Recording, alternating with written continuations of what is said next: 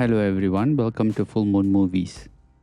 Daniel, released in 1983, isn't the kind of film that calls attention to itself through spectacle.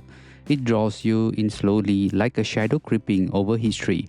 Directed by Sidney Lumet, adapted by E.L. Doctorow's novel The Book of Daniel, the film revisits one of America's most haunting moral questions: what happens to the children of those condemned by ideology? The story is a fictionalized reimagining of Julius and Ethel Rosenberg case, the couple executed in 1953 who allegedly passing atomic secrets to the Soviet Union. In Daniel, they become Paul and Rochelle Isaacson, played with quiet conviction by Mandy Patinkin and Lindsay Cross. The focus, though, isn't on them, but it's on their children, Daniel and Suzanne.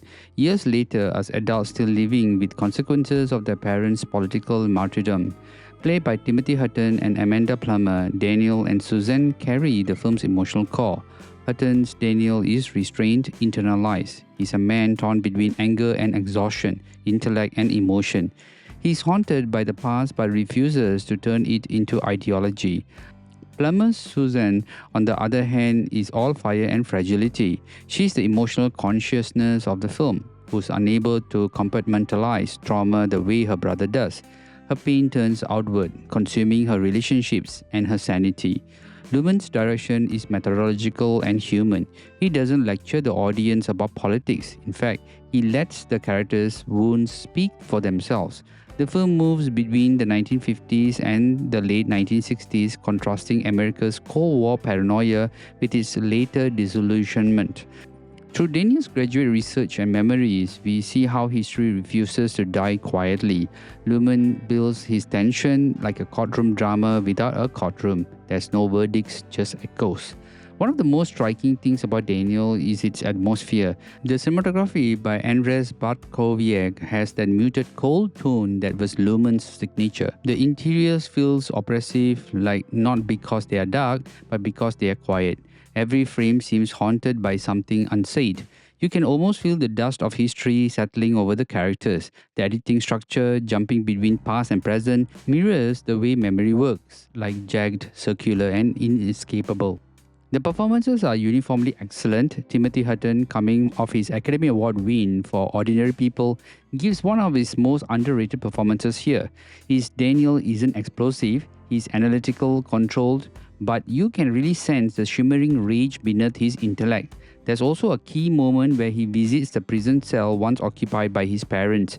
The camera holds on his face as he stands there with no dialogue, no music, just the weight of inherited guilt. Now it's devastating and it is restrained. Amanda Plummer, in her feature debut, is extraordinary. Her Suzanne is impulsive and unpredictable, but never caricature. There's a childlike honesty in the way she processes trauma. In fact, she feels everything too deeply.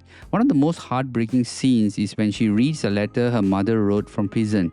Her trembling voice and the tears she tries to suppress make it impossible to look away. Now, why I like this movie is because of its dialogues, which are raw and moving. Then there's Mandy Patinkin and Lindsay Cross as the Isaacsons. Now they are idealists, not villains, not heroes, just people who believed in something enough to die for it. Lumen doesn't take a political side here. He's more interested in the personal cost. Their scenes together, especially when they are imprisoned, are among the most quietly powerful in the film. Cross, in particular, has a scene where she hugs her child goodbye through prison bars. It's staged with such simplicity that it hurts more than grand speech could. The score by Bob James is sparse, more emotional texture than melody. It used sparingly. Lumen knows silence speaks louder here. The production design captures mid-century America with a mix of nostalgia and discomfort. Diners, suburban houses, and the government offices all painted with moral ambiguity. Now, what makes Daniel such a powerful film is about how it turns a historical event into an emotional inheritance. It's not just about the Rosenbergs. It's about how ideology fractures families, how convictions can destroy intimacy, and how children inherit not only the blood but unfinished history as well. Lumen's films often deal with moral tension like 12 Angry Men, Serpico, Network, but Daniel is one of his most personal. Here, the courtroom is memory and the jury is the audience. Watching it today on Blu-ray, the transfer gives the films a clarity it's never had before. The image retains its grain structure, preserving the authentic 1980s texture, slightly washed, slightly cold, but deeply cinematic.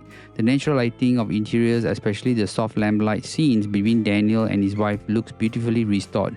Skin tones are realistic, and the shadow generations in the prison sequences finally have depth without bending. The LPCM mono track is clean and balanced. The dialogue, often whispered or layered with background noise, comes through clearly. The sound of pages turning, footsteps echoing, and the prison gates changing have that raw, lumen realism. It's the kind of audio design that doesn't call attention to itself but grounds you in the moment. For collectors, it's a release worth owning. The Blu-ray captures the kind of emotional and intellectual filmmaking rarely made today, which is a story about guilt, identity, and moral inheritance. Now, comparing Daniel to other political dramas of this era, it feels quieter but more lasting. It doesn't shout its message, it mourns it. Like The Verdict of Missing, it's a film about ordinary people caught in ideological storms. Yet, what sets Daniel apart is its focus on aftermath. What happens when the headlines fade and the children are left with silence? If Taxi Driver was a descent into individual alienation, Daniel is a meditation on inherited pain, both written by Schrader, both haunted by the loneliness of conviction, and yet Lumen's approach here is gentler and more empathetic. He doesn't punish, he observes. Daniel may not have been a box office success, but it's aged beautifully as a piece of moral cinema, complex, painful, and dignified. In fact, it asks timeless questions like how do we live with what our parents believed? How do we forgive those who died for being human? For me, Daniel stands as one of Lumen's most underappreciated works, a film that replaces courtroom speeches with quiet reckoning. I would give a 4.5 out of 5 stars for this movie, because it's not easy watch, but it's the kind of film that grows on you with time, a requiem of conviction and the children left to bear its shadows. Now this movie is a must watch.